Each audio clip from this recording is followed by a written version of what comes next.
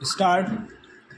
माननीय अध्यक्ष महोदय, मैं शिक्षा मंत्रालय की ओर से इस सदन में पेश की गई मांगों का समर्थन करने के लिए खड़ा हुआ हूँ।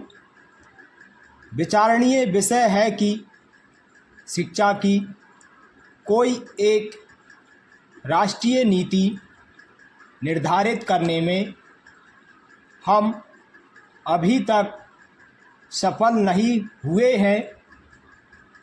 अक्सर ऐसा माना जाता है कि शिक्षा केंद्र सरकार का विषय नहीं है, बल्कि यह राज्य सरकार का विषय है।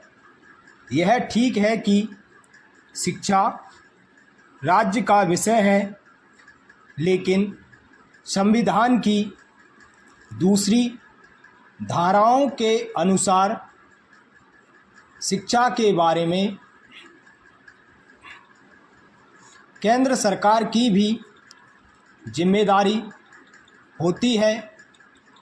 इस विषय पर अनेक बार चर्चा हुई है, चाहे यह नए शिक्षा मंत्री के कारण हो,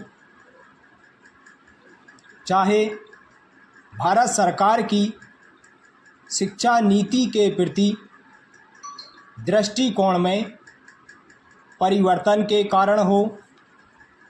हम यह पाते हैं कि जो वार्षिक विवरण इस वर्ष के लिए शिक्षा का पेश किया गया है, उसमें केंद्र सरकार ने शिक्षा के प्रति और शिक्षा से संबंधित हिंदी भाषा और भारत की दूसरी भाषाओं के प्रति अपनी जिम्मेदारी को खुले तौर से स्वीकार किया है।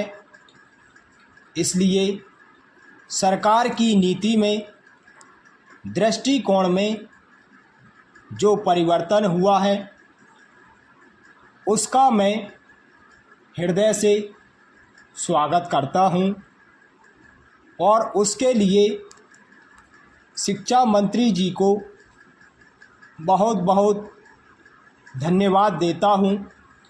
प्यारा अध्यक्ष महोदय, बड़े दुख की बात है कि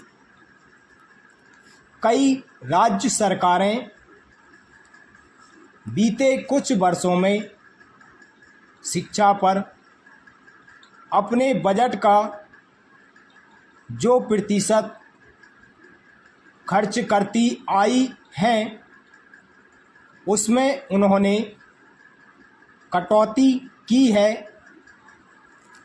ऐसी हालत में संविधान में सरकार पर शिक्षा के लिए और लोगों को शिक्षित करने की जो जिम्मेदारी सौंपी है, उसको सरकार कैसे पूरा कर सकेगी, यह बात समझ से परे है।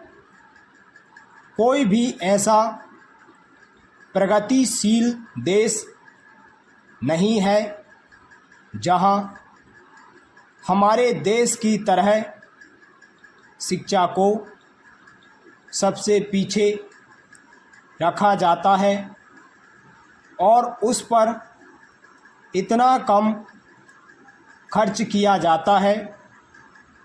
पश्चिमी देशों ने काफ़ी पहले विज्ञान को अपनाया, लेकिन हम इस 21वीं सदी में अपनी शिक्षा नीति को बदल भी नहीं सके हैं। सदन में जब वित्त मंत्री जी बजट भाषण पेश करते हैं तो उसमें शिक्षा के लिए ज़्यादा बजट की व्यवस्था करना वे जरूरी नहीं समझते। पैरा, माननीय अध्यक्ष महोदय, मैं आपसे निवेदन करना चाहता हूं कि मुझे अपनी बात कहने के लिए कुछ समय और दिया जाए, जिससे शिक्षा जैसे महत्वपूर्ण मद पर बजट की राशि में आवश्यकता अनुसार प्रावधान कर राज्यों को आवंटित करके शिक्षा का स्तर सुधारने की कोशिश हो सके।